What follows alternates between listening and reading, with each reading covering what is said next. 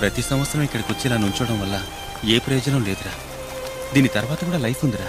పోరా, పోయి చెప్పరా నాకు ఈ పెళ్లి ఇష్టం లేదని. నువ్వు పోయి చెప్పు, నీ పెళ్ళే కదా.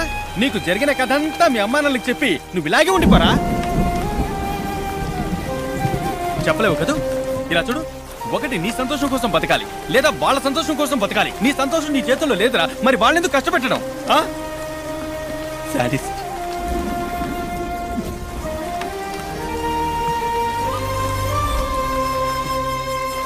రేజా, లవ్ ఫెయిల్ అయ్యాక లైఫ్ లేదనుకుంటే 25 ఏళ్ల వయసు తర్వాత ఎవ్వరూ బతకర్రా.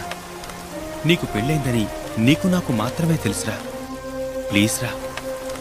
ఎంతో మంది పెళ్ళిళ్ళు మనసుకు నచ్చినట్టు జరగడం లేదు, అయినా వాళ్ళు బతకట్లా. నీకెప్పుడు ఆ లైఫ్ నచ్చుతుందో అప్పుడే ఆ లైఫ్ మొదలెట్టు.